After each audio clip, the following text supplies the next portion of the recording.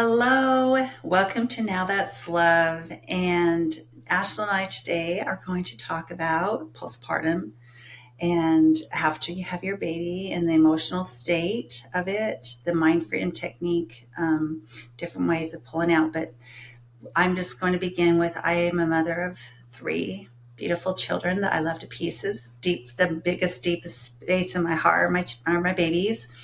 And with each one of them, I looking back on it was I went to postpartum depression just because of a significant event that happened right afterwards. And with my first, my grandma, who I was extremely close to, she helped raise me in the beginning and just very bonded with my grandpa and grandma. But she was about to pass away. I got the phone call and I still had the donut, the episiotomy stitches. And I cruised home about 5 hours away and saw her, and she ended up living. But with that said, my mom, walking down the stairs in my home, started to choke, and I thought I was going to lose my mother. And she kept on choking throughout that, and something was wrong with her throat. And so in my head, in that state, my hormones changing and shifting so fast, I went into a deep depression. Didn't want to go back home because I wanted to take care of my mother. I wanted to make sure she was going to be okay. And I just thought I was going to lose both my grandma and my mom. Like, that was the state of mind I was in. So it took me a second to pull out of that. My dear sweet sister who lived where I was need to go back home to, I went back home and she just walked in and I had stopped eating. And she's like, here's some crackers and cheese. I'm going to sit here until you start eating them. And I was so grateful for her. And she helped me pull out that. Baby number two was sweet Ashlyn, and my sister was getting married, and I went to reception. She was only 2 weeks old, and we have to laugh about how I was standing there in like a big old Pepto-Bismol dress. But I sat at the table with my dear friend, a lifelong, like, growing up family. They were so dear to us, just two houses down from my house. Don Lyman and his wife had just had a baby.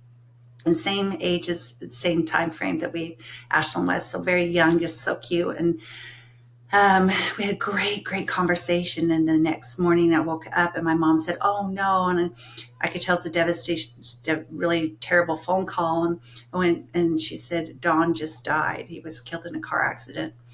And the dear family friend that grew up with my whole life. And I'm thinking of his wife and what she's going through, and similar, like two little girls, and also just, knowing him. And it just got me into depression. And after the third day, I said to my dad, "I cannot pull out of this. I'm not pulling out of this, Dad. Please help me." I said a very beautiful prayer. It was a spiritual moment. And it pulled me out. Number three, baby, he ended up having RHV, was put in the incubator thing. They were going to have to do a blood transfusion. They thought we might not live. And they sent me home from the hospital without him. And hello, depression number three. Yeah. And so I've had my learning experiences of pulling out of that. And so here's sweet Ashlyn about to have her baby. And she's going to talk about that because we talk about our lives and similarities and different things. But walking into this with her scenario, I was in a very short-term marriage that was abusive, and it was very abusive. And I was doing the work at the time, finding ways to free my mind, and knowing that I was going to be taking the action steps. Even before she found out she was pregnant, that I was going to have to get out. And it took me a minute to get out because I was so scared. But the sweet friend that she's going to be talking about was like a daughter to me. And I was in a space for Ashlyn and for her that was really truly like trying to help everybody and myself. And so just understanding the true understanding what she's going to be talking about, of like the anxiety and the depression and taking action. So Mm-hmm. I'm going to turn the time over to Ashlyn because this is really what we're on here for right now is Ashlyn's sweet story. Oh, that was beautiful. It's like you said, it's kind of like crazy that our lives have always been intertwined in so many different ways, and I'm glad that I had you go through those similar things. That way, you weren't like Ashlyn. I've never done that. I don't know I why you're can't going so understand. crazy. But I would like to first start off with this is something that's been on my heart. I have written it about in my blog before about just like the 5 stages of grief and just postpartum depression and everything. But oh, just vocalize it was another thing for me. I think I was like, should I? When should I? But now being pregnant with baby number two, it just like they say, both pregnancies are so different. But along with that, it's brought up a lot of things for me where I was just like, okay, I need to face these emotions and I'm ready for it. And um, on top of that, too, the universe just pushed me a little extra yesterday as I was watching What Would You Do? And they literally, it was a new episode, but they replayed something from like, I think a year or two ago, maybe 3 years ago about postpartum depression. And the host that was on there, she's a daily TV host, morning host. And she was just saying that she went through it and how it should be more recognized that you're not crazy, like your hormones just dropped. Find a Plummet. support system. Yeah, they just plummet. You're not crazy. I want to say that right now, if you're going through that, or if you're pregnant, or want to become pregnant, anything. If It's that real. time ever comes to you, it's very real. And find a support system. If it's not your spouse, if you don't have an amazing mom like me, no, I'm kidding. um, go to therapy. Like find a very good therapist that specializes in that. But I would like to move forward and start talking about my story with it. As you guys can hear in the background, I would also like to apologize a little bit in advance. I I am can't hear also, anything. You're good. oh, great. I'm a mom of a little 3-year-old, so he is rambunctious. And, if you have toddlers, you understand that they're going to pop in and out whenever they want to, and they don't care Right. about what's going on. But And it's okay. hold on. Go watch Buzz Lightyear. Okay. So I would like to first start off with just the pregnancy with my first one. His name is Malay. We found his name real quick. Actually, we knew what we wanted to name him. It just fit everything. But um, to start off with my pregnancy, whenever I found out I was pregnant, it was not necessarily, I would say, planned. I had college set up. I went through interviews and processes. It was my dream college. I was excited. I was ready for it. I was like, it was a year program, so it was going to be a very difficult program, but I was going to be able to get my degree within a year, which I'm like, oh my gosh, sign me up. Like, I want to be a teacher already. I want to start my career. And obviously, once I found out I was pregnant, I couldn't do that program anymore because he would be out and I wouldn't be able to do that thing and heal properly through postpartum. So I ended up, dropping out of that program. I called him up practically in tears and I was like, hey, I can't do this program anymore. It was so hard for me. I felt like I was at complete loss. I think anybody, when your plans change, Expectations, right? you have those expectations of how your life is supposed to go. I had my whole year planned out, maybe even 2 years planned out of how my life was supposed to go with me and my fiance and now husband. But um, so I ended up finding this wonderful college and I was able to do online school. So I was like, oh, this is great, and I went through a little pregnancy depression with not really having like, I had my friends, but they were going through certain things during that time. And my mom was in San Antonio during that time, like she explained earlier. She was in a certain relationship, and she didn't move here until October. So my husband and I were in the moving process of moving into our new home, and um, I had my best friend Alexis. She was the one that helped plan the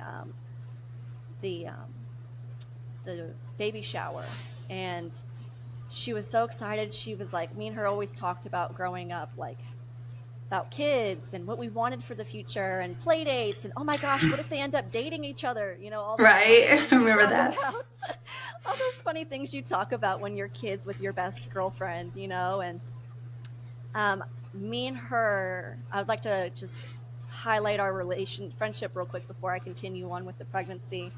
Um, our friendship, I don't, if you've ever experienced this, you understand, but if you've never, just understand that feeling that you feel with somebody when you're just like able to be authentically yourself and you leave away from them and you're like, I just want to be with them all the time. Like, just like we had this sisterhood basically, and we're constantly giggling. And she was my Patrick to my SpongeBob, like, and I was her SpongeBob to her Patrick. It was beautiful and authentic and just so real. Like, I could tell her, I'm so anxious right now. I can't even go to the gas station. And this, I would like to tell everybody, this was about 4 years ago whenever I was dealing with very high anxiety. I could barely do things on my own. I was highly codependent, perfectionist, I love that old Ashlyn to death, but I'm so glad I'm not in those shoes anymore. But I just remember just having these deep conversations with her, and some of my fondest memories of her are just family vacations and sleepovers and even just car rides. Like, once we got our driver's licenses, and I would like to tell everybody, we're friends since we were 10 years old. So, once you get your driver's license, being 16, it's all you ever talked about. Whenever boys and dating and going out and doing our own thing, finally being independent women. And we would just go for drives, like no destination, but just talk and pour our hearts out to each other about life. And I could tell her anything, and I know that loyalty was going to stay there. Didn't you guys Um, have a book that you changed back we and did. forth? I love that. We had a book that we would write back and forth because sometimes we wouldn't really be able to see each other. So I would write a book and have things, and we would write jokes in it. Whenever we got together, we had a joke book, and we would write down in our heads. It was the funniest thing. I think we looked back on it when we were, 17 years old, and we were like, were we on drugs? But it was just so, just, it was real. I just could be my raw self with her, and I've only experienced that very few times in my lifetime, where when you laugh, it's like laughing like on the floor, dying. And Authentic self she, together, she no was matter what. me and her always, I'm pretty sure everyone hated us at the movie theaters because me and her were always laughing so hard, like She was that. so laughing. And I remember going to the theater for Beverly Hills Chihuahua, and for anyone that has watched that movie, there's a part in the movie where the Chihuahua is like, I am tiny but I am mighty, and that became her saying. And it's Yeah. so true. She was tiny but so mighty. Like, she was shorter than me, and I'm five Little four. Spanish girl. Yep.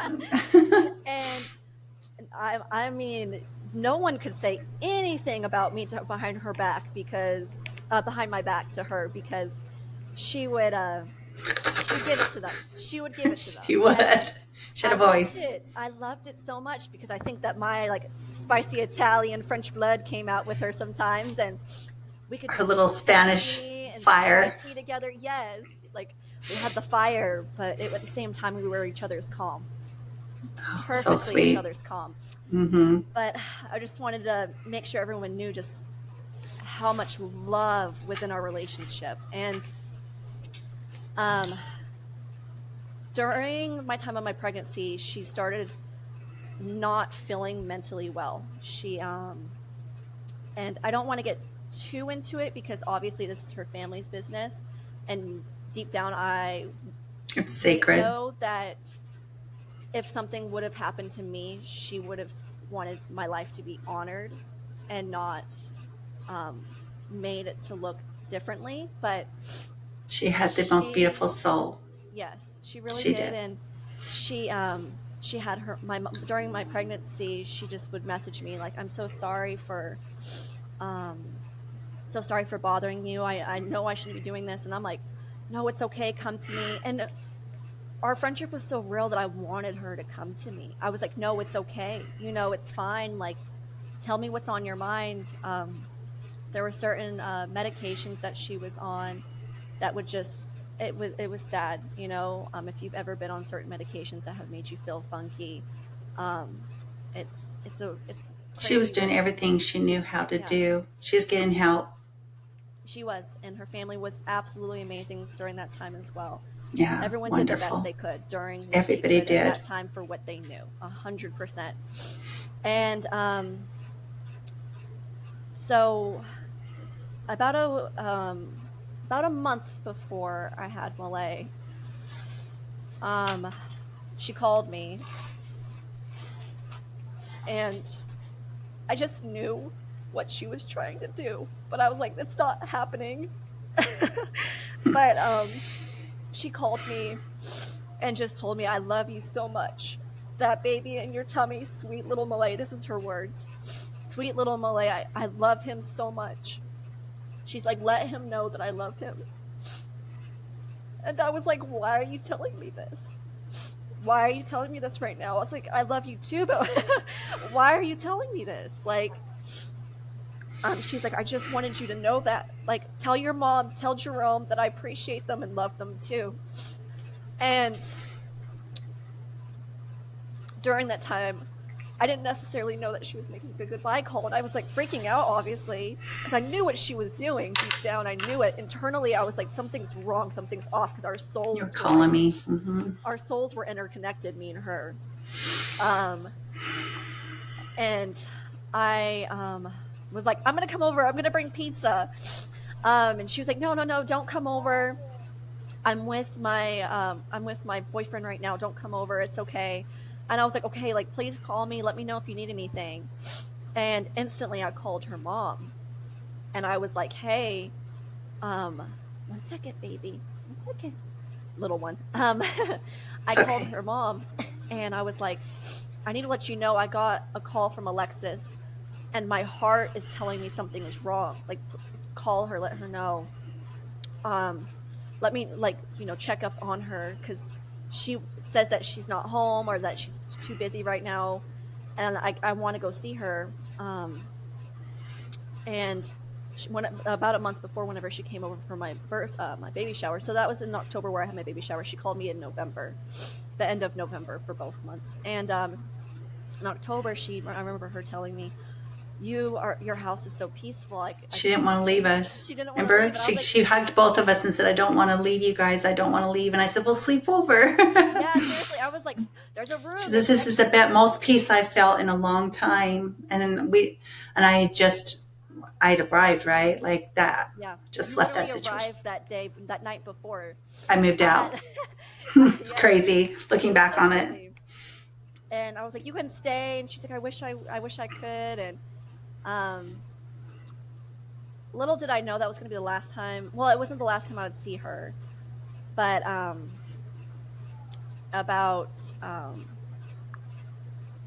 she came over and got her stuff, and I hugged her in November after she gave me, or before called me to say she loved me in November, about a week before, because she forgot some stuff from the baby shower. She hugged me so tight, and she was just like, I love you so much. She's like, we need to hang out soon. And I was like, oh my gosh, yes. I'm like, can you believe I'm about to have a baby in a month? And she's like, I'm so happy for you. And her little scream that she did. Um, Yes. it was so cute. But she hugged me so tight, and I just didn't want to leave. She didn't want to leave, but she ended up going in the car with her parents. And then about in December, I was about 2 weeks till I was about to have Malay. Malay was born in January. I probably should add that on. He was born January 9th. Um, so it was like I saw her maybe once every month. Saw her baby shower in October, got the call in November. She picked up her stuff in November, and then December I had this feeling to call her, and I was just in the car. I was waiting for my husband to go and get his rims done for his Camaro during that time, and I was just in the car, and I was like, call her, like call her right now. And so I was like, okay, I'll call her. I don't mind calling my best friend. And so I called her up, and she seemed shocked that I was calling her. And I was like, how are you doing? And she's like, oh, I'm doing okay. She's like, I think I'm feeling better. I'm doing certain things with treatment now that I think is going to help me out. And I was like, oh my gosh, I'm so happy for you. I'm like, I'm like, they're gonna be better. They're gonna be so much better. Like, know that no matter what you like, I'm always here for you. Know that you're never bothering me. And she's like, Ashlyn, I really needed to hear those words. And me and her just started rambling on about um, some stupid stuff that me and her would just talk about random stuff. But then me and her randomly started talking about death. And I, uh, I mentioned it first because I was like, if I was to ever die, make sure only the real ones are there and make sure you play some great dance music. And she's like, same here. She's like, I know for a fact that you need to kick out all those fake bitches out of out of my funeral if anything was to happen to me. And she's like, make sure everyone's dancing, make sure everyone's cha-chaing and dancing. And we were laughing so hard. And um it was just such a funny conversation because, and one of the best conversations I've ever had through the phone, because I didn't know that it was going to be my last with her at all. um I ended up having Malay January 9th. And I I had him, and I didn't know anything yet.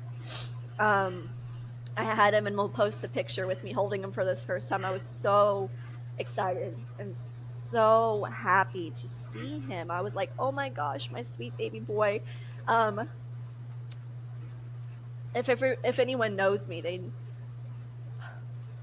they know how, like, how excited I was to always be a mom. Like, growing up, they would ask me, what do you want to be when you get older? Some people would be like a firefighter, a police officer, a nurse. And I was like, I want to be a stay-at-home mom. I want to be the best freaking mom like my mom. I want to be a shopper. I want to be shopper like my mom was first grade. Like, all I wanted to do was be a mom. And I was so excited. And the only people I messaged during that time was my mom and my dad, telling them that I was about to go into labor, and I didn't really have time to message anybody else. So right after I was done, I was like, guess what, godmother, to my friend Alexis, I was like, Malay's here, and I sent some pictures. And then I went and took a shower, and it was like the best shower ever. Anyone that has had a baby knows that first shower after you have a baby, you feel like finally a new woman again. I come out, and I'm about to send more pictures to some of my other friends and just family, and all of a sudden I just see this long, like, my phone blows up. And I don't really have that. The most people that ever text me is my mom and husband and maybe a few friends. So I was like, why is my Facebook Messenger blowing up, and Instagram? And it was sending all these condolences and I'm sorry. And one person messaged me, did you hear about what happened? And obviously none of those people knew during that time that I just have given birth, not even 12 hours, not even, I wouldn't even say, like, I would say 8 hours before then. And I was just like in denial of, like, wait, what happened? Condolences, like, this should be congratulations, I just had a baby, this is the best day of my life. I held him and I was in such a peace mode, and time stopped. And then, like, I felt like and then I read her brother's Facebook post, and it basically said how much he was going to miss her. And Sweet angel. I messaged him and I was like, what happened? And he let me know what happened, that she had passed away. And then it's like, I felt like during that time, all that happened was like a flush of, like, memories of her, like, came running in. Mostly in denial, because I was like, no, that's my best friend. Like, nothing. You just don't think stuff like that's gonna happen to you. And I literally told myself, like, it was kind of funny because I told myself, like, literally, like, while I was pregnant, I was like, Jerome, I'm so grateful. I haven't had to deal with any death yet. My grandparents are all still alive. I feel at a peaceful place right now in my life. You know, we're about to move into our house. We're about to have a baby. Everything's beautiful and starting new. And I would like to also add on that my husband had his intuition kick in while I was giving birth. Right before I was about to start pushing, um, he's like, Ashlyn, I have this feeling. And I was like, what do you mean? He's like, whenever an angel comes into this world, one's taken out. And I didn't understand. I'm like, it's crazy because both of y'all were having I intuition things know. coming through. But I told you like what 10 days earlier that to be prepared yeah, for 10 days something bad. earlier, my mom and I were also talking, and we were going on a walk trying to get this baby out of me. And We she were. was she's telling me, and I was just telling her what's going on. And my mom also had a conversation with her what was going on in her life, the anxiety and depression that she was going through, and the Yeah, OCD. she's She had calling. very high OCD, where it was very compulsive of what was happening, and it started running her life. And she started talking to my mom and me, and we were helping her out. And my mom said, you need to be prepared if something is to happen to her. And of course, I was like, no, nothing's ever going to happen to her. I mean, you just don't, like I said, you don't think those things are going to happen. They're not going to come. It's not going to happen to me. Like, those things don't happen to me. Those happen in movies. Bad things don't happen. And especially right before you're about to have a baby, it's supposed to be like the most magical moment in your life. Um, and so, yeah, back to what I was saying about her. I looked at her Facebook, or her brother's Facebook, and he posted um, that she was gone. And obviously, like, those memories came flushing in of me and her. And obviously they were all like happy, you know. They weren't, me and her hardly ever got into fights. If we did they lasted 1 minute and we were starting to laugh. um but they were just all happy memories of me and her, and all our hopes and dreams of having kids together and play dates, and just all all those came rushing in. But then also on top of that, hey, hold on, baby, hold on, go watch Buzz Lightyear. Like I said, toddlers. No, it's real life. That's how it It's was life. showing up. We're showing up authentic. And so just I think the most disappointing part at that point was like she didn't get to meet Malay. Like, she would literally, I came to find this out later from her dad, that literally the same time, around the same time where she was gone, um, Malay entered into this world. So Jerome was right. You know, it was like an angel left and an angel Feeling. came in. And I'd love to say this because I believe 100% with my heart that it's true that she guided him like safely into this world. 100% for sure. And 1 second, baby, 1 second, go watch Buzz Lightyear, go outside. Um, but so I, that's oh goodness. But yeah, So I went into that in denial phase. I mentioned it in my blog about the 5 stages of grief.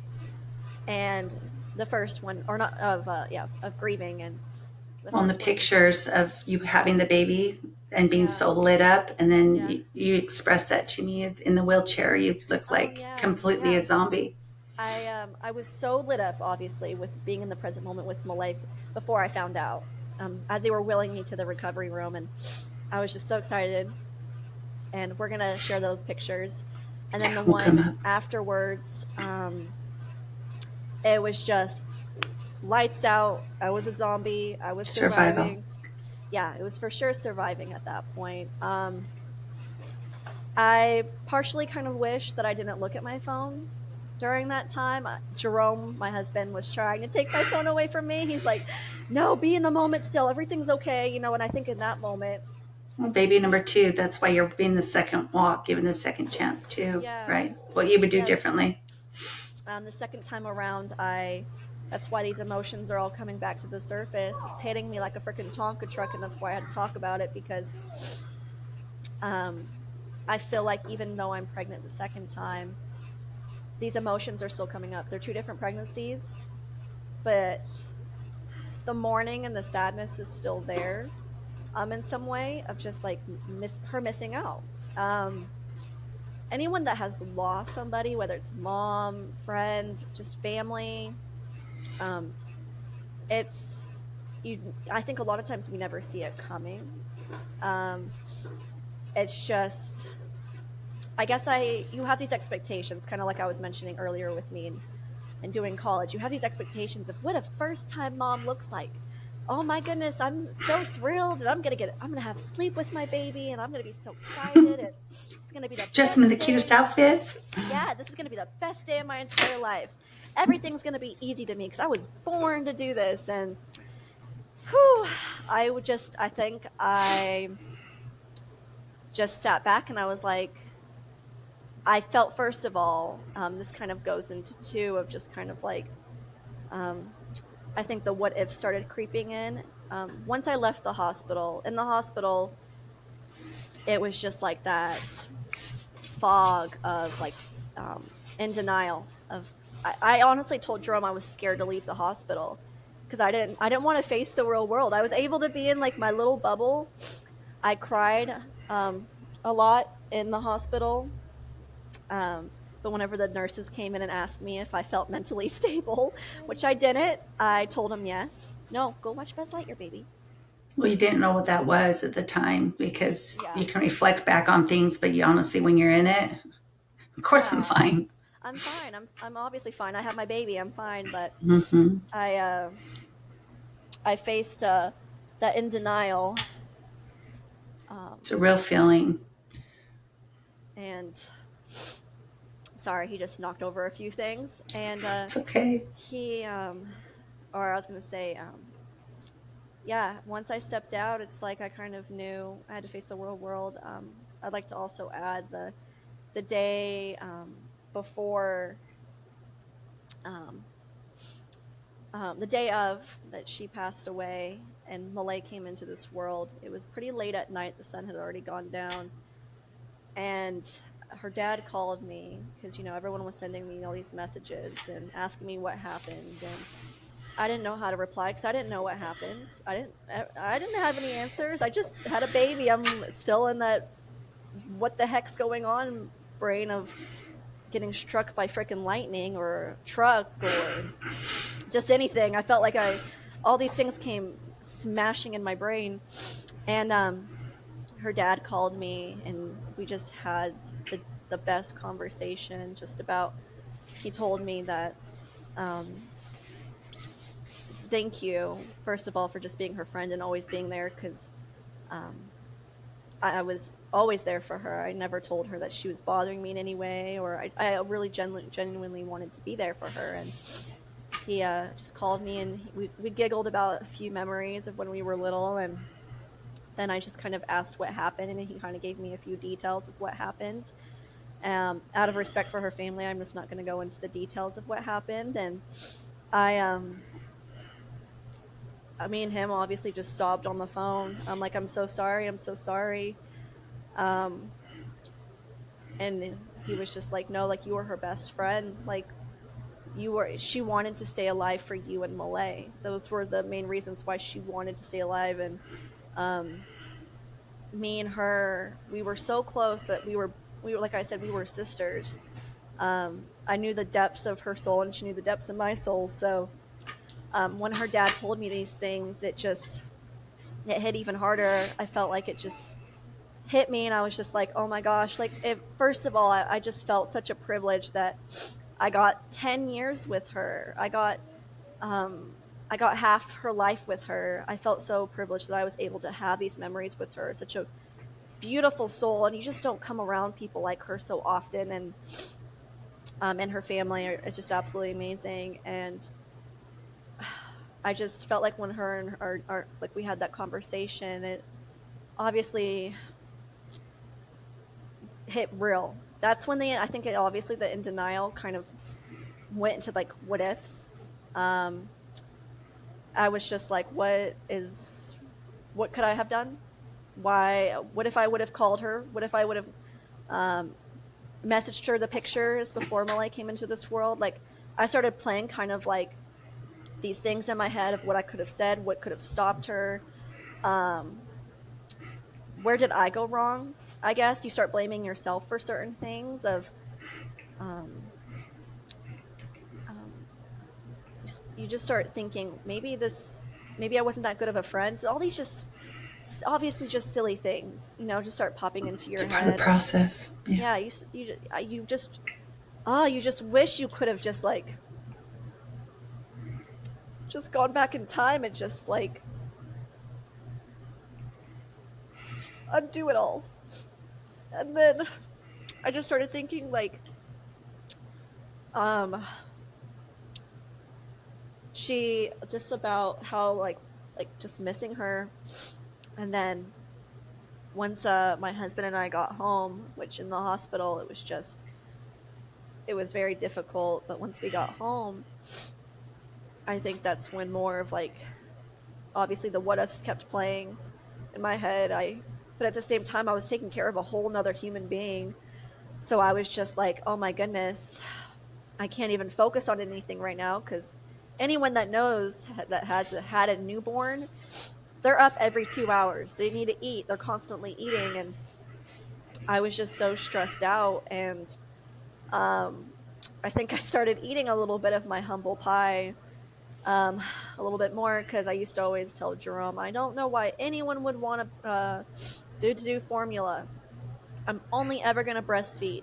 And I used to kind of like, not like outwardly shame moms that used to do formula. I just was always like, well, we have boobs for a reason. You should be able to do it. But my milk production started slowing down.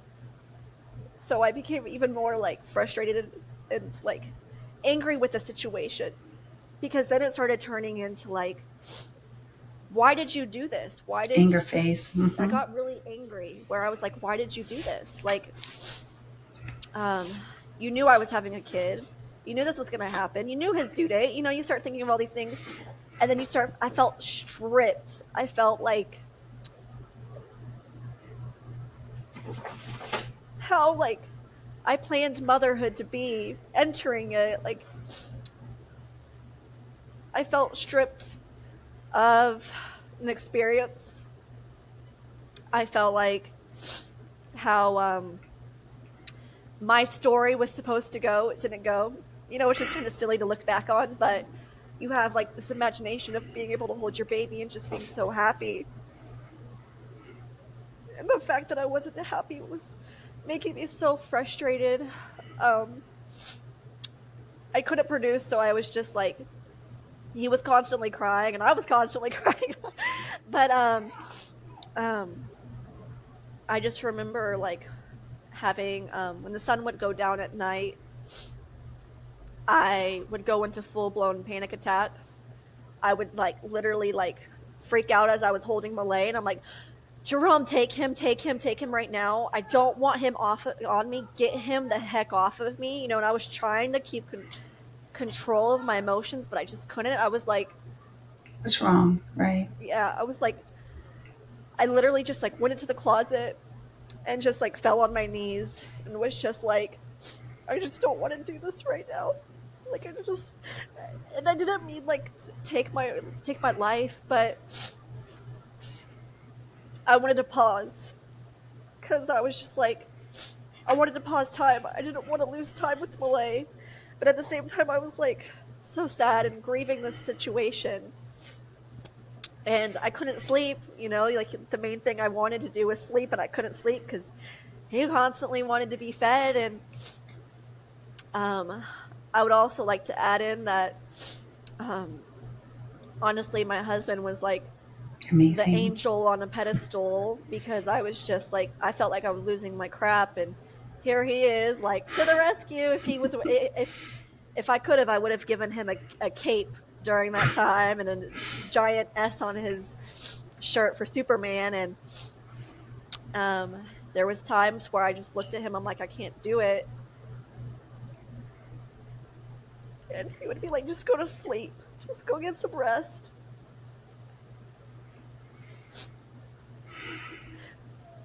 He didn't even like make me feel guilty for how I felt. Never pushed anything on me. Um, Whenever he just tried to comfort me the best he could. He would walk around with Malay and sing the ABCs, because he didn't know. he didn't know like any really lullaby songs or any of that, and um, just anything I needed, he did. Um, and during that time, I was barely taking care of myself, and the fact that he was able to take care of himself, a brand new baby, and me, which I was practically a baby at that time too. um, it was it honestly made our relationship. Um, Obviously, just seeing him be a dad was the most beautiful experience. Looking back, even though I wasn't able to necessarily milk in my experience as being a mom, I was able to milk in seeing the experience of him being a dad. And I really think that was one of the most beautiful experiences I've been able to experience and observe, because Malay still to this day just melts in his arms. And it took some of the guilt away, because I felt like a guilty mom. Anyone that experiences postpartum depression, you just feel like, why am I feeling this way? I'm supposed to feel joy and happiness, and I'm feeling like I'm a terrible mom, and he doesn't deserve me. And why did this all come right now? And I even started some of my friends just barely started having kids, and even 6 months after they had kids, and I wanted to feel so happy for them. And I mean, I do feel happy for them. I truly do. And, um, but I'm going to be honest, part of me was like jealous. And I hate saying that, but it's very true. I started becoming very jealous of seeing people, have kids, have babies, and they were fine. They didn't deal with like anything. I was like, do you have any stress? Do you have any anxiety? Do you have postpartum?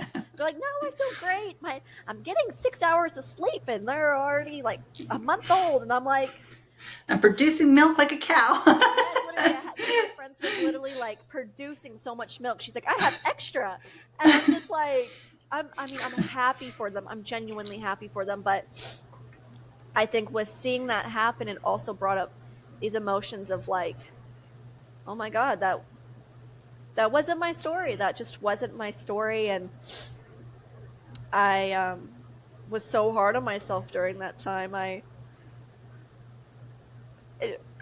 finally actually just barely this New Year's.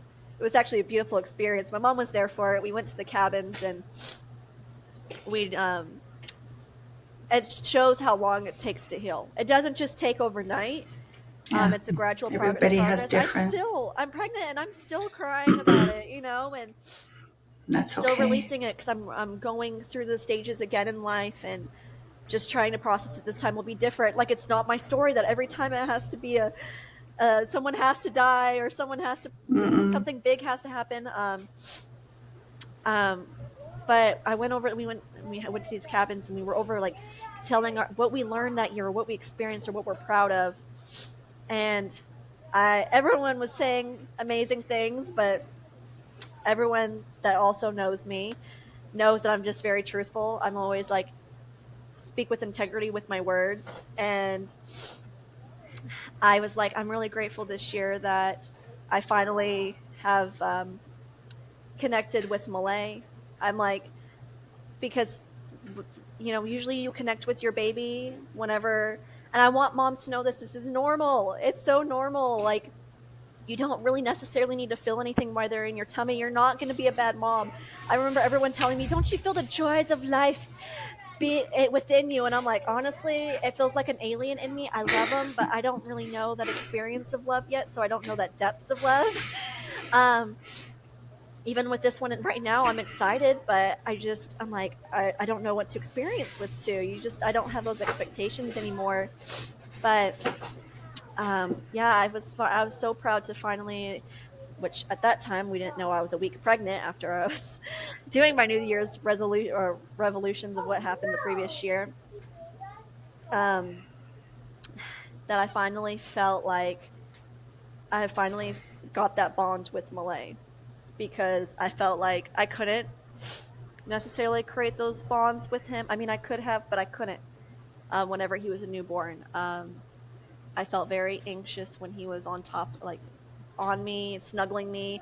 I was just like, you know, moms that are breastfeeding know that you're like the source of their food. It starts feeling very like you can't do anything for yourself. You might even feel a little resentment towards your husband because they're able to leave, but no, you're stuck with the baby attached to your boob.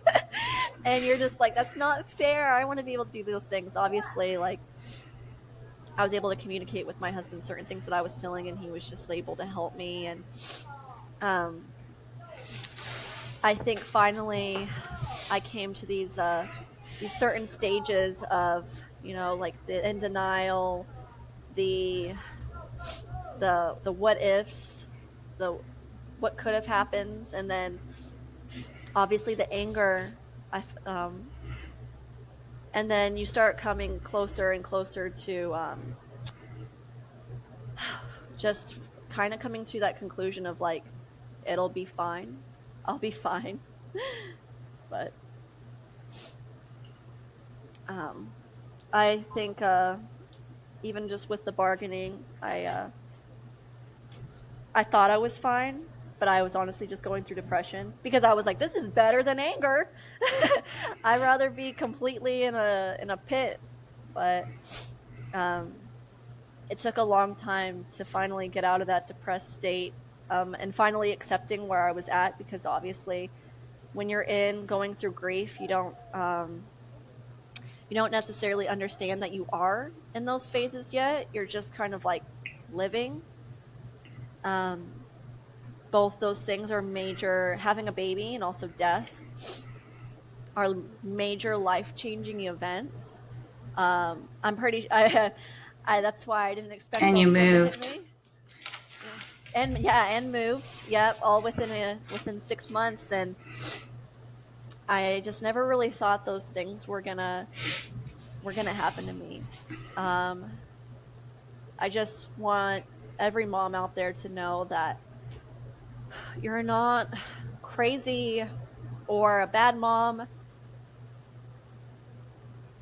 for like not instantly connecting with your baby or feeling something, like I even like thank God I had advice from my mom, because she told me, I'm like, Mom, especially whenever my husband had to go back to work, I was like, Mom, I there's moments where he won't stop crying and I feel like I'm going to lose my shish. And she's like, it's okay if you just put him in a safe spot, and just go and breathe.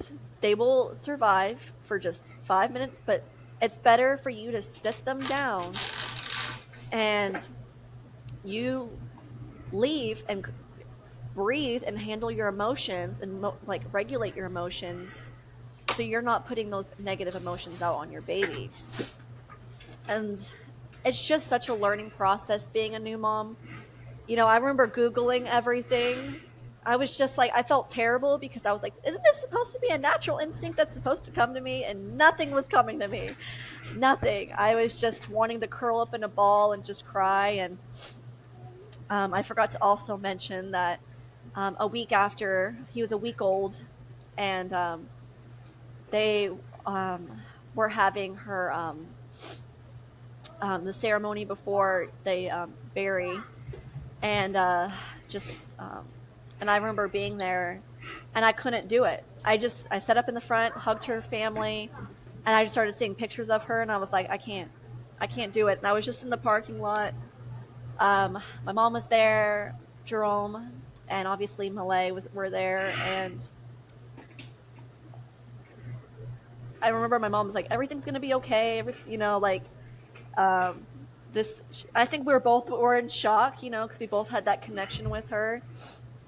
I think Jerome during that time was just like, I'm going to take care of this. I'm going to handle everything. Yeah, we That's were the both kind of like, man. we're here for you. This is a very Yeah. difficult time. And I remember we just said, no matter what, you're not here alone. And Mm. you leaned in and you're like, I'm so glad you two are here. But it was, I think, one of the most difficult walks, especially Yes. 100% for you to, I just sat back and did what I could do. But honestly, you and I've talked about it was going to be your journey. It was. It really was going to have to be my walk. It was something that during that time you were doing your own walk by yourself. and I was doing my own walk by Yeah. myself. We were there for each other, but we couldn't necessarily be there for each other because we were both in the room. Constantly. Yeah. We're there for each other. We knew we had each other. We talked so much. We cried. But we were both going through something so dark. Mm-hmm. And then merging out of like all that we were recognizing the from grief and loss. We both lost something in a way, I guess. We both talked about like the losing process of it was never ours in the first place, but Mm-hmm. that's but it's still so human to extremely feel the pain. Mm-hmm. And we both were merging in from your loss that way and my loss, but of so-called loss, Yeah, and I feel like and too, it's like I was trying to have people understand our relationship during that time because usually when you're mourning somebody, they mostly focus on like the family or the boyfriend, and I just kind of felt like during that time too, it's like I felt lost in like the crowd because I'm like I'm over here, and I'm not trying to say that like it was like my pain to deal with because obviously her parents were like those are her parents, but during that time I just kind of felt like no one was hearing me. I just felt like I was the yeah, one that was like I was like the runt of the litter that got pushed out, and I just felt yeah, very I felt extra alone. It's like people gave their condolences and then were nowhere to be found. I didn't really have my friends show up. Most of them are not around anymore. But I didn't have a lot of people show up for me during that time, and honestly, it's okay. I've really come to the fact that I was like, that's when I had to love myself and really that's when we gain. both discovered that the do I like myself? Can I be alone with myself and with my own thoughts? That's Yeah. was when we both got catapulted. So we didn't have the massive distractions like before. I had tons and tons of clients, and you guys living with me and everything else. Is at this point, Mm-hmm. Jerome's leaving off to work. You're Mm-hmm. with Malay, and I'm by myself. And even though we had each other, it was definitely a walk of the mind, and we were desperate. Like it was absolutely going to have to happen, or we knew Yeah. what the outcome could be. We just had seen what had happened I with somebody we experienced loved. depression in high school, which I'll touch on later because it's a lot. But that was like my first time really going back to that place of just feeling complete. Like I wanted to get out of my body. I remember there was also a time where I panicked, and I was like, Jerome, I need to get out of the house. And he like was like, okay, well, let's go and hop in the car, let's go for a ride. And he just let me, we went on a ride, and I just cried the entire time. I was like, and just like the words of like affirmations that he constantly gave me, like, you're a good mom, and I'm proud of you. Those words really pushed me on a lot of days because I wasn't proud of myself. I felt like I You was were a a good failure. mom. You are a good Um, mom. I finally came to that conclusion this year that I'm like, okay, I'm a good mom. I'm a You good are a good mom.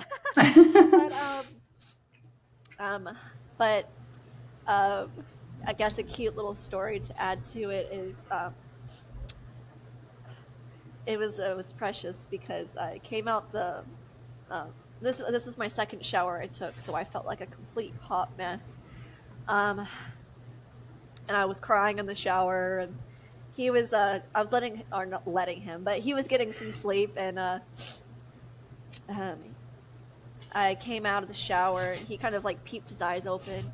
He's like, "How are you feeling?" And I'm like, "I feel like shit." And he was just like, he's like, "Oh my gosh," he's like, "You look like a supermodel," and I'm wearing diapers. I mean, you guys have probably seen it before, like the little like postpartum diapers with the huge pad in it that looks like it's like a mega dinosaur pad. And he's like, "You look like a supermodel." And I'm like, and I really felt like, I'm like, "Are you serious?" He's like, "Yeah, you're so beautiful. Like you're just glowing." And I kind of, I hopped in the bed a little, feeling a little different. I was still sad, but I was like, okay. And he's like, "You want some food? Do you want some water?" I'm like, "Yeah, I am pretty hungry. And it was just like even whenever we got home, he was like, "Wow, look at you. You're looking really like you're you don't even have a belly anymore." And I had a belly, but he's like, "You just look amazing." And um, you should just be so proud of yourself. And like, even if I just pumped like an ounce of milk, he'd be like, oh, wow, look at that. You've got liquid gold coming out, like little things like that. But that's another thing too that just kept eating me alive, was just not being able to feed my baby. I was like, this is what I'm supposed to do, and I'm not doing it. And I'm really glad that he helped me put my ego aside and was like, let's just do formula. I pumped and pumped and pumped for like 5 months. And at that point, I was like, there's nothing left, And it was funny because like I told you about the Googling, I Googled nonstop how to produce more milk, and I power pump. Brewer's yeast. I did not. I want to make it clear. I did not give up. I was like she said, brewer's yeast and oatmeal and all the drinks and teas and like Pedialyte, everything that you can think of. I did, like the top 10 Google searches. I did. I would have probably drank freaking goat piss to make my milk produce more. But I just came to the fact that it's not happening. And then it was funny because I looked up like the top 5 reasons of why I'm not producing, and it was like stress, no sleep, not eating, water, and I'm like, I'm survival mode. For real. I'm like, there was no way that I was gonna be able to. I was like, I'm fine, I'm taking deep breaths, I'm not stressed, but deep down my nervous system was like, oh honey, you're going through it right now. So just don't be hard on yourself. Yeah, you're doing the best you can. Thing. Don't be hard on yourself. I felt like and don't believe all the thoughts that are popping in your head. These are things that we learned. And look in the mirror each day and just say, I love you a little bit more today. Mm-hmm.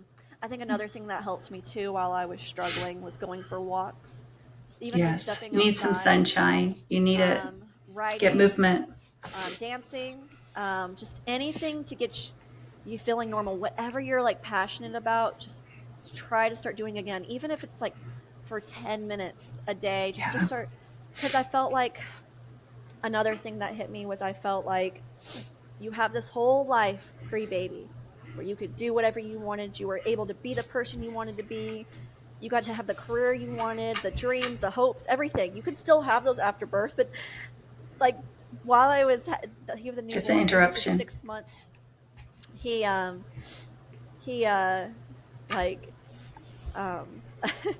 I was just like, oh my gosh, my life's over with. I miss my previous life. I can't do anything normal again. Like, it's normal to feel that with your first baby, especially. Yes. Like, I did the same thing. I have a career. I'm doing great. I've graduated, like all these different things. And all of a sudden I'm at home looking at the walls. Yeah, it's very real. You miss the previous you. And the thing is that you'll never be her again. You'll never be her again. But what's on the other There's side? There's a lot of beauty in the other side gosh, too. We don't want to take that away. Yeah, it's a resurrection of a new self. It is. I like to tell people when Mo was born, I was born as well. Right. Like, and new you was definitely emerged out of that. And I want to take back. I said what I said, but I absolutely loved being a mom, and it was just a transition because we're not, like the productivity and feeling like we're doing this and that, and that's where I felt the loss, and I had to feel that I started to create new things, but it was just the beginning of it. You're right. You see your husband go off, and you're like, how was it communicating with other people? Right? Your life is still continuing. Mine has to be on fucking pause. I know. I was calling up my sister. I'm like, goo goo gaga, goo goo gaga. She started laughing. Yeah. She's like, that's exactly what I feel like right now. I'm like, yeah, I'm speaking to a baby that's not talking back, but I'm still going to talk to him no matter what. Well, even just being at home with a toddler, it's like, I laughed the other day because I was hanging out with my friends, and I was just like, okay, I have not gotten out because I've been morning sickness with this little one. And I want you to know, if you're going through morning sickness, you'll get through it. It's a pain in the butt, but you'll get through it. Stay hydrated and sleep and do the best you can. But I wasn't socializing for 3 months, and I finally got with my friends, and I was like, oh my gosh, guys, I just noticed I am not shutting up right now. And they started laughing, and because one of my other friends, she's a stay-at-home mom, and she's like, trust me, she's like, I get so excited to be socialized because you're like a chihuahua that's like, human communication, like the connection's real. It gets really exciting. But I wish I could tell, like, if I could go back First of all, I'd give Tell my your younger self, yeah, 23-year-old self.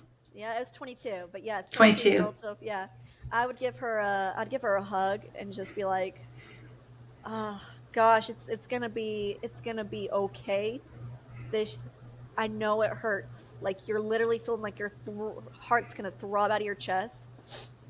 But as soon as I realized that like she's not gone, like she's always gonna be around me, and I Yeah. wanted to dance for her and live for her, and I'm still doing that to this day. Like if you want to go to my blog professormother.com, I even go into like that was a raw blog right there because that wasn't even like 6 months after she passed away, and it literally poured my all my emotions and went through the 5 stages of grief. But I it feels so alone, so reach out to somebody. I was grateful that I was able to have, first of all, my mom, but especially Jerome in the house, to just be that person that could be my rock.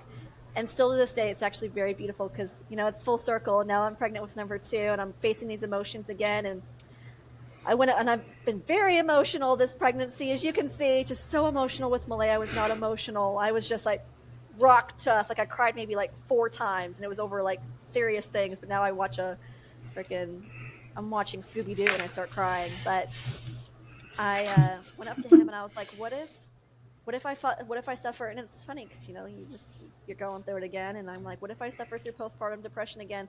I'm like, Jerome, you'll notice the signs, right? You'll notice if I'm like off, like, and he's like, Ashlyn, you'll be fine this time. Everything's going to be fine this time. I'm like, but tell me that, like, cause I'm like, last time I didn't really know how I was feeling and that I was feeling off. Are you going to tell me like, and take me out of the house and you're going to constantly remind me how proud you are of me and beautiful? And he's just like, he's like, oh my gosh, like you are, first of all, he's like laughing. He's like, you're going to be fine.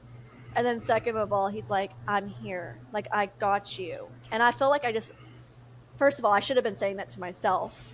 You got you. You're okay. You're proud of yourself. You're a Right. badass mom. It was You've just a already gone moment. through it for Right. one time. It's never going to be that bad. This next time's going to be freaking cupcakes and icing and ice cream. I'm going to be like 2 hours of sleep. Who? Like, I got it. Like, and he Right. The was just like, unexpected and unknown. yes. Now I you mean, who know. knows? I might come back to y'all and be like, I'm facing it again, but I'm much better this time and I'm Well, walking through you it with more are a emotion. And 100% more knowledgeable on how to work through things and breath work and to be present. And yes. you found those different things afterwards because I was Yeah. walking through stuff and I was like, here's this, here's this, here's this.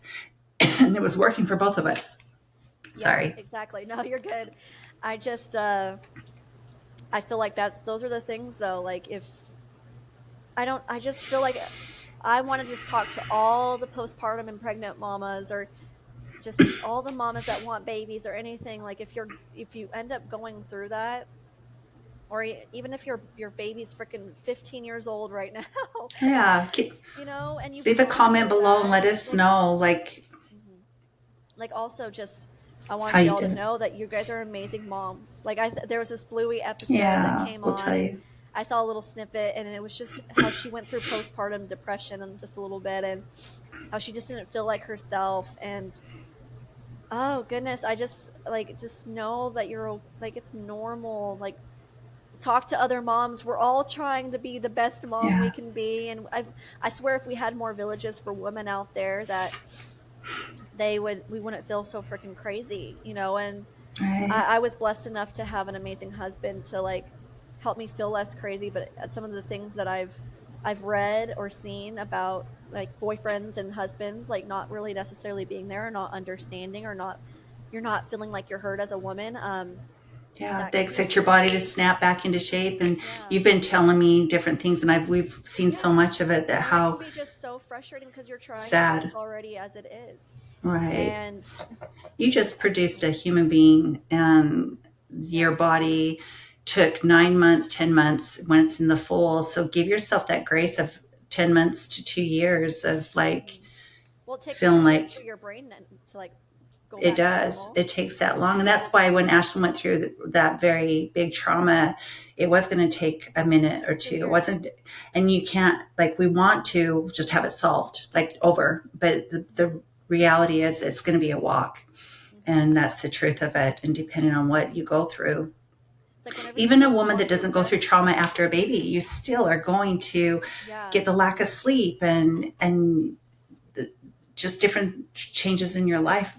It doesn't mean you go through depression, but there still is that drop in hormones, and boom, now you're not going to be getting very much sleep. And it's just, you and I think know that people. here's a little problem, but it feels like it's this big, and it's just real. It's just Mhm. real. It's real. And So, I know people that are going went through death too. They're still like waking up thinking it hasn't happened or it's not real or I'm going to right, be able to message them tomorrow. And I know that people are still like all of us go through death, even like our dog's death. It's hard. All those things are right. hard because they're no longer there. But I remember thinking like she was going to just show up one day, and it's actually a beautiful thing because I did have she came to my dreams and like a couple of times, a few times, and I noted them all down. But one specifically, I just remember her like this was like probably not even 2 weeks after Malay was born, and I finally was able to get this hibernation nap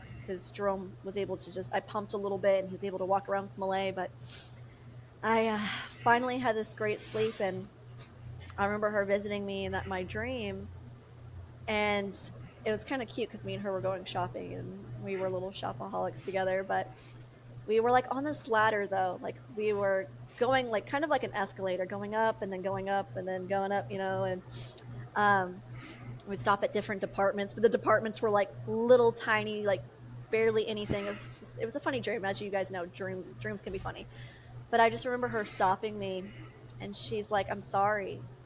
I'm really sorry." She's like, "I didn't want this. I didn't want this to like affect you. I never meant to hurt you." But like then she started explaining her pain to me, and I really believe that dream was 100% Her real for spirit. her coming to see me. I do too. Um, she just let 100%. me know that I'm sorry. Give Malay a hug for me, and me and her were just like I remember in the dream, me and her were just hugging and giggling too, like having so much fun, just being little cheesy selves. But I'm so glad that she came to visit me during those, like, and she came to visit me a couple other times with similar type of things, just me and her being ourselves and being silly with each other. But I just remember her saying like I'm sorry, I love you, and I'm always going to be here. And I know that she really meant that in so many different ways. And those moments were very comforting. I got it. Go, go, baby. Got a little one still coming over here. Those moments were very comforting because I knew that those were truly her authentic words, and it's still feel very blessed that she came to visit me. I know that she's still with me. Right. Um, if you're That's the going bigger through picture, death right right? now, just know that they're with you.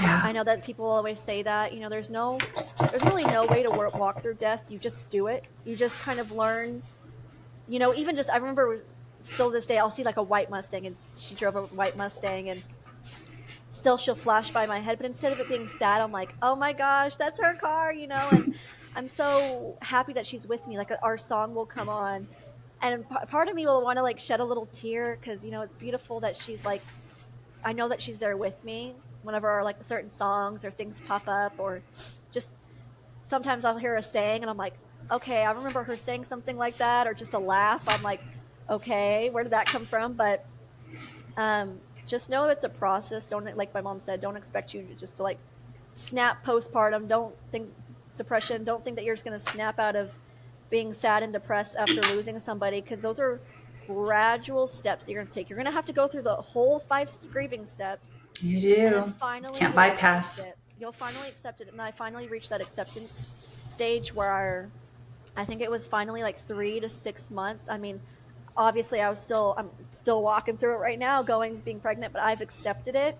It's just bringing back those memories of like, okay, I have to calm myself. Everything's going to be okay now, but it's a process. It will take you, first of all, just be graceful with yourself. Give yourself time to feel these emotions. If I could go back, feel it. I mean, it was hard for me to feel it because I was just a new mom, and I was like just trying to feel being a mom. But I, and then I didn't want to have that regret of missing time with him. And missing out on little certain things that he would do, but just understand that it's going to be a process. Be easy and graceful and kind to yourself. I wasn't saying kind things to myself during that time. I was so hard on myself that nothing was ever going to be perfect. That's why I was like, Perfection. Yeah, this I was isn't how it's thinking supposed to go. So I wanted to pause it, but um, I see so many people suffering from death right now, and I see a lot of mamas out there that are pregnant with me. So I was just like, I just really wanted to make sure that I informed the world. So I felt like this has been on my heart. I felt like I went through these things for a specific reason, to spread obviously her love and joy to the world, because she was one of the most joyful people I've ever met, happy and bubbly, and she cared more about others than she cared about herself. So her saying, I'm sorry, I'm sorry, I'm sorry. For yeah, those that know her, you know that she said that a lot. I'm sorry. it's part of a codependency saying. Actually, Yeah. that's one of the biggest things that people will And she say. helps me walk through, watching her, she helped me walk through certain things. And now I'm able to spread, like, I feel like her light's inside me, and I want to spread Yeah, her message to the world as well. Of like, if you are going through OCD, I'm, depression, anxiety, um, first of all, make sure you're seeking the right help. Not all help is help. Um, and on yeah. top of that, too, I think that our courses and things that we've talked about can also help you guide out of that crazy, not crazy, because I don't want to use the word crazy, um, Well, those it's mind crazy junk. It's thoughts just in your head. Yeah. yeah, it's literally just a program in your head that you can go through and reprogram or upgrade to a 2.0 instead of a 1.0. And that's what that those are the things that we were shown. Mm-hmm. So many very beautiful spiritual moments that were like, I call them spiritual downloads of like exactly how it helped Ashlyn and I out. And we're still obviously great with crying and great with Yeah. being in touch with our emotions. Things That's can another be thing I was tender always trying for, to hide. I was never there's no, trying to be well, open with anybody. right. Be just in the moment with what is. And so many times we try to rush through the healing process, and Ashlyn's going through, like, she's walking through, her hormones are heightened and she gets to walk through again. And just like I said about one of the videos of the choking, but I got to walk through something that had been from years prior and do it differently. And so the way I'm feeling on my heart for um, Ashlyn this time is she gets to walk through it and have a different outcome. And it's the full healing. It's part of the Mm-hmm. full healing, because then Yeah. now in her mind, she's like, I experienced this, but the second time I experienced this. And because of all the actions that she's done, it's made a world of Well, difference. that's Like, another she's thing worked so too. hard at being Yeah. where she's at right now in a Well, I beautiful remember place. I'm proud wanting of a her. baby like in June, but I kept being told it's not going to happen until you reach this point where you have Right. let go of so much, and that this baby's going to be actually wanting to Yeah. come Trauma's into in your this. Yeah. fascia. Hmm.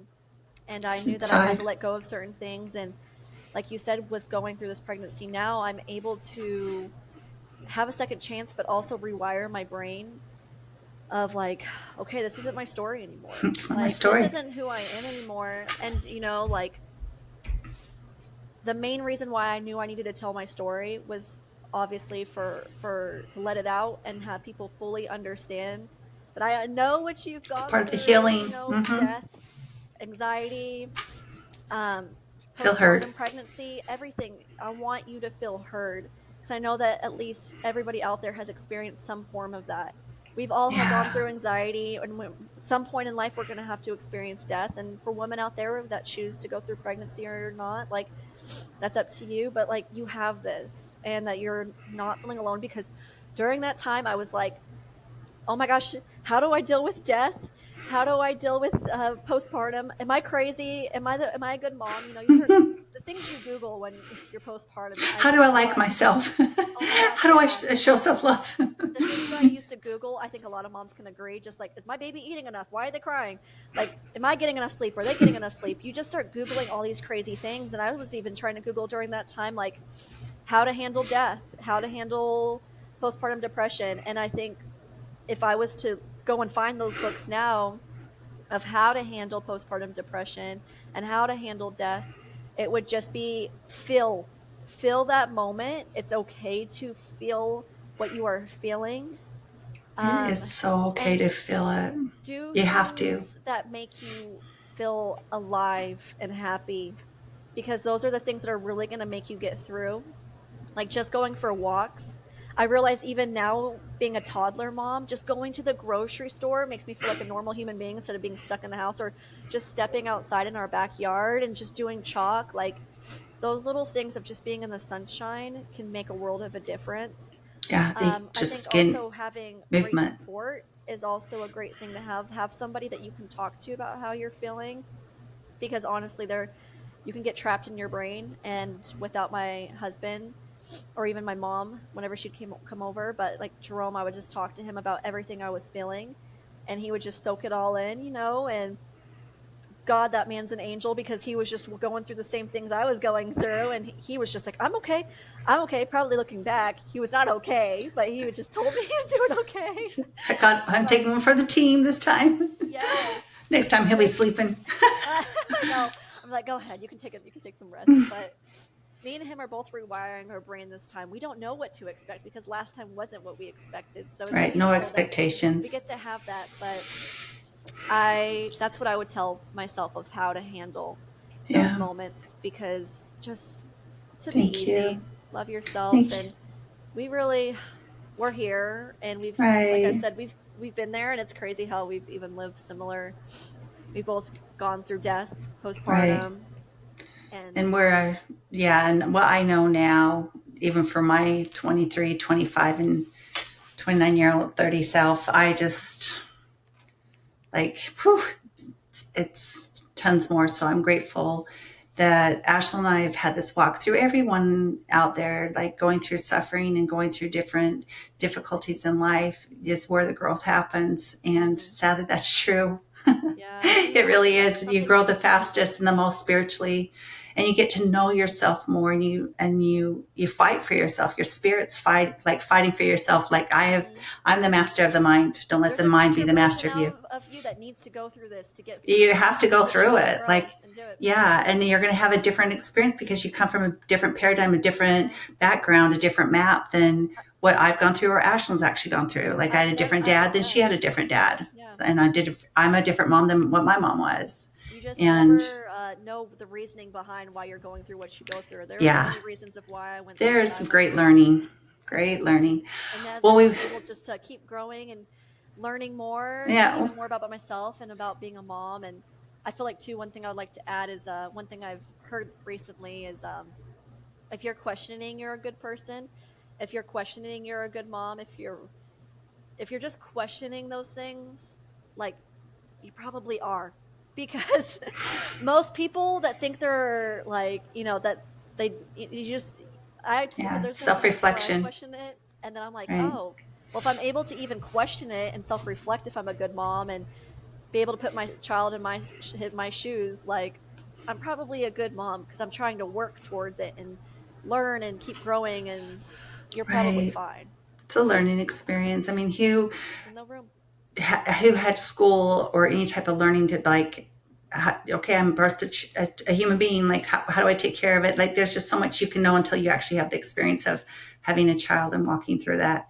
So, Ashlyn and I are going to end this episode. We are sending you so much love. Leave a comment down below.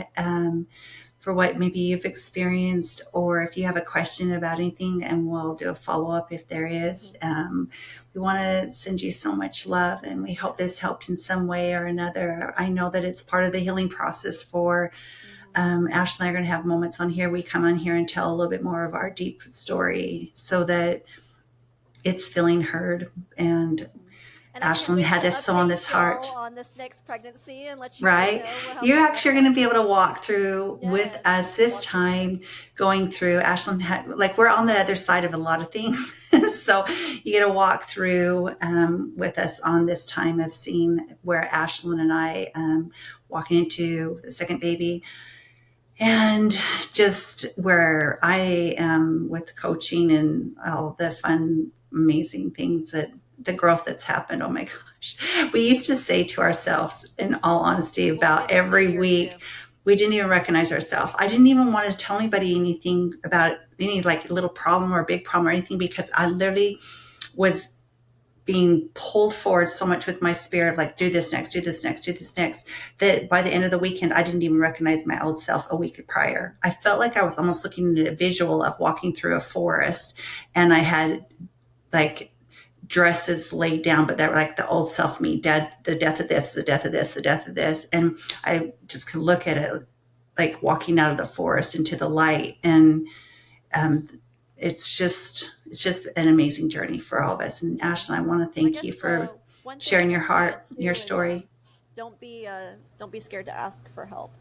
Because Right. luckily I had a husband that knew that I needed help, but Don't you don't use your be voice. accept it. Ask for help. Go to your friends and be like, "Hey, can you please I need come over and help. help me clean? Can you please cook me some food?" Like your best friend is not going to be like, "No, you just had a baby. I'm not going to bring over food." Like, and that's one thing I'm going to be working And on just accept going it if forward they with kids, offer. because before I never accepted. I was like, "Oh, I'm fine. I'm fine. I can take care of Right. myself," because I didn't want anyone to know what I was going through. I'm like, "I'm Yes. fine. Don't come over. Don't watch me bawl my eyes out." But this time moving forward, I know for sure that if someone's like, "Do you need help cleaning? And my house is a little bit of a mess," I'm gonna be like, "Yes, can you help me do the dishes?" Or Yes. Come even on just like over. bringing food. Like I'm not the type of person to like necessarily sometimes ask, and I want to change those because I have amazing, beautiful friendships now that I know that they would drop on a dime, and I would do the same for them. But drop on a dime to come and help me, and I want to like, and they tell me, "Ashlyn, please let me know if you need anything," all the time, and I'm still walking through like accepting it and being like, "Yes, I do need help right now. Can you please bring over food? Yeah, it's been a little bit of a wild day today. I haven't gotten any sleep. I would Could you love. please just come over and I can get some sleep?" Like, be open to that. As moms, we're always All right. trying to do things Lay on down the top of, pride. Lay, yes. and it's not a sign that you're not enough. And It's then not a also sign that you. understand your boundaries too within that. So if you're ready for someone to leave, my husband and I have a system that if I want someone to leave, he's like, "All right, baby and her are taking a nap. Bye. Get out, please. We love Yeah. y'all, but get out because you're Yep. going to be tired." So I just want to put those both out, help and also learning Right. boundaries. So Lots of, yeah, thank you, Ashlyn, for your insight and your wisdom. I appreciate you sharing your soul and your story. I love you to pieces. I love you And too. And we please will, comment anything below. Send this to yeah, a mom. share. Share it with your friends, even if you've gone through a death or they're going through a death or just have Yeah. gone through it, or even just going through postpartum or No, pregnant. you're We not might need little alone. tips, but Yeah. and also leave comments because I'm totally here to like comment back, or even just what do you want to see next for me to talk about or add on to this, because this is something I feel so wholeheartedly in my heart that I need to like give to others, because I didn't just go through that craziness for nothing. I mean, I know that she would want me to spread this love and what I've Oh, learned yeah. from her to the world. Yeah. We're So, carrying her uh, sweetness forward 100%. We're carrying her. She's still alive in our hearts, and we're oh going to yeah. carry her sweetness and her beautiful giving soul forward. So that's one of the last parts of our message. We love you all. Bye bye. Bye. He was being cranky all day today. Wasn't able to do schoolwork, and then I just started to rub his back, and now we're in the clear. So it looks like I'll be doing schoolwork with him sitting like this.